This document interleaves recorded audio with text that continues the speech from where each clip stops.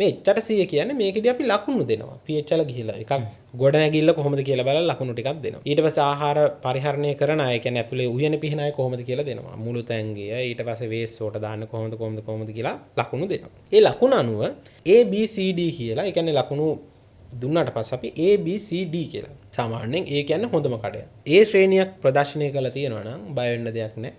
සමහර වෙලාවලට ඉස්සරහා සුපිරියටම තියෙනවා ඇතුළට ගියාට අමු අපායවල තියෙනවා. එතකොට එච්චර සිය ප්‍රදර්ශනය කරාට පස්සේ A ශ්‍රේණිය B ශ්‍රේණිය තමයි සාමාන්‍යයෙන් හොඳ.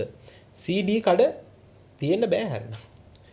මොකද හොඳ කඩ නරක කඩ කියලා ඒරියා වල තියෙන්න බෑනේ. එයා නොදැනුවත්කම නිසා සමහරට ඩස්බින් විවෘතව තියෙනවා වෙන්න පුළුවන්. අමුවස් එක්ක එකට ආහාර ගබඩා කරලා තියෙන්න පුළුවන්. අවුලක් නැහැ නොදැනුවත්කමනේ.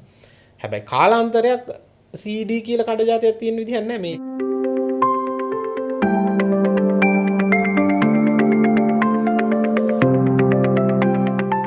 හොටෙල් වලදී ගියාට පස්සේ මොන වගේ දැනුවත් වීමක්ද වෙන්නේ කියන කාරණාව දැනුවා. හෝටල් වලදී මෙහෙමයි. සාමාන්‍යයෙන් 1980 අංක 26 දන ආහාර පනත අනුව තමයි අපි බලන්නේ. ඕක තියෙන ස්වස්ථතා නියෝග කියලා જાතියක් තියෙනවා. ඒ කියන්නේ ඒකත් අපි කියනවා නම් අපි ඉදිරියේදී නීතිය ගැන කතා කරද්දී එතන සවිස්තරත්මව කතා කරමු. ඒ කියන්නේ විවිධාකාරයේ නීති හදනවා මේ ආහාර පනත යටතේ හදන්න පුළුවන්. ඒකෙදි ස්වස්ථතා නියෝග තමයි ප්‍රධාන වශයෙන් අපි පරිශ්‍රයක් සම්බන්ධව බලන්නේ. ඒකෙදි ඔයාලට ගිහලා හෝටලයක් ඇතුලේ බලන්න බෑනේ.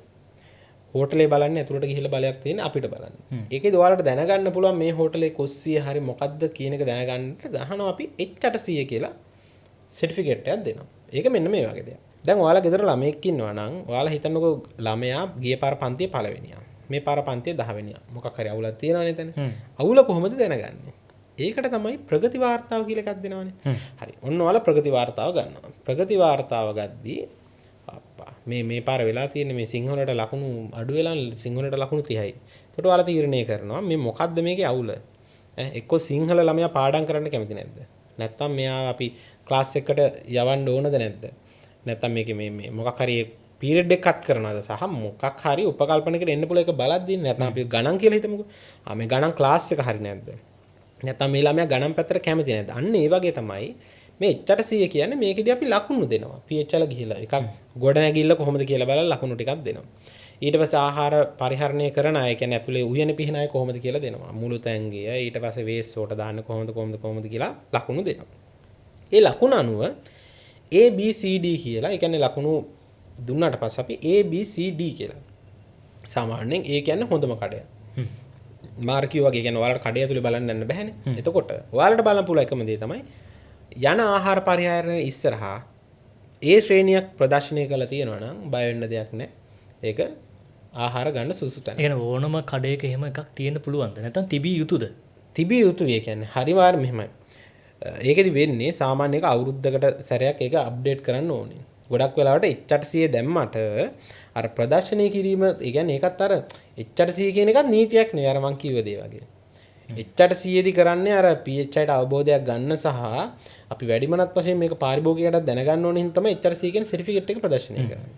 අර ඒක ඉතින් කොච්චර ප්‍රමාණයකින් වෙනවද කියන එක පොඩි ගැටලුවක් තියෙනවා. ඒක ඉතින් විවිධ පළාත් පාලන ආයතන සහ ඒවා අතර වෙන දේත් එක තමයි තීරණය වෙන්නේ. රූපත් ඔක වෙනස් වෙන්න පුළුවන්.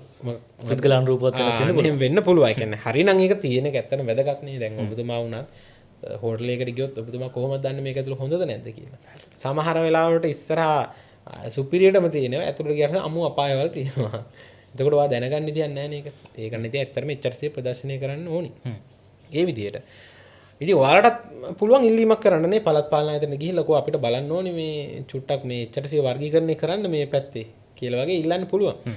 ඒ වගේ පළාත් පාලන ආයතනට සෞඛ්‍යකාරී කාර්යාලයට ගිහිල්ලා ඉල්ලීමක් කරන්න පුළුවන්. ඉතින් මේ දේ කරන්න කියලා. හරි. සහ අපි කිව්වේ ඔය වගේ. එතකොට H800 ප්‍රදර්ශනය කරාට පස්සේ A ශ්‍රේණිය B ශ්‍රේණිය තමයි සාමාන්‍යයෙන් හොඳ. C D කඩ තියෙන්න බෑ හරියට. මොකද හොඳ කඩ නරක කඩ කියලා ඒරියා වල තියෙන්න බෑනේ. ඔන්න අලුතෙන්ම දාපු මිනිස්සෙක් නම් කමන්නේ නැහැ. එයා නොදැනුවත්කම නිසා සමහරට ඩස්බින් විවෘතව තියෙනවා වෙන්න පුළුවන්. අමුවස් එක්ක එකට ආහාර ගබඩා කරලා තියෙන්න පුළුවන්. අවුලක් නැහැ නොදැනුවත්කමනේ. හැබැයි කාලාන්තරයක් CD කියලා කඩ જાතියක් තියෙන විදිහක් නැහැ මේ ඒරියා. ඩස්බින් එහෙම විවෘත තියෙන්න බෑද? එහෙම බෑ. එතකොට වෙන්නේ අර දැන් ස්වස්ථානියම ගන්න මැස්සෝ අහන්නේ මැස්සෙක් එන්නේ කැම තියෙන තැනකට. එතකොට මැස්සෝ එන්නේ ඔය ඩස්බින් විවෘතව තිබ්බොත් ඇයි? එයාට කැම තියෙනවා.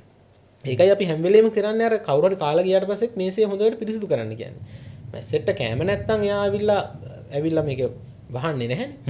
ඉතින් අන්න ඔය වගේ දේවල්. ඊට පස්සේ තව දෙන අමු මස් එක්ක ඒකට කියන්නේ අපි හරස් දූහණය වෙනවා කියලා. අපි පුළුවන් නම් අපි අර හෝටලයක් නිවැරදිව තියන්නේ කොහොමද කියන එක අපි වෙන දවසක දාගෙන කතා කරමු. ඒ කියන්නේ ඔට කියන්නේ හරස් දූහණය කියලා. කියන්නේ ආහාරයක් මගෙන් තව ආහාරයක් දූෂණය වෙන්න පුළුවන්.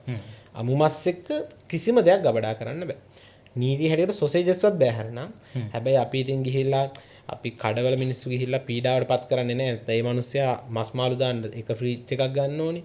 සොසේජස් ගන්න තව එකක් ගන්න ඕනේ. විවිධ ආහාර දාන්න කරන්න බෑනේ. අපි සොසේජස් වලට නම් පොඩි ෆ්‍රී එකක් දෙන්න. එතකොට හොඳ සීල් වෙච්ච පෙට්ටියකින් වහලා තිබ්බත් ඒක ප්‍රමාණවත් කියලා. හැබැයි අමු මස් එක මොන වගේ දෙයක් ගබඩා කරන්න බෑ. මම ඔය කිය හෝටල් වල හෝටල් හිමියෙක් විදියට දැනගන්න ඕන දෙයක්. මොකද ගොඩක් අය දන්නේ නැතුව ගබඩා කරනවා. ඊට පස්සේ නිකන් නඩු වැටෙනවා මේ මිනිස්සුන්. ඉතින් අන්න අර වගේ කිව්වෙත් පාරිභෝගික විදියට හොඳ හෝටලයක් තෝරගන්න කරන්න පුළුවන් දේ එකම දේ තමයි බලන්න කියලා සර්ටිෆිකේට් කරලා. ඒ කියන්නේ සර්ටිෆිකේට් එකක් ඉස්සරහා ගහලා තියෙනවද කියලා.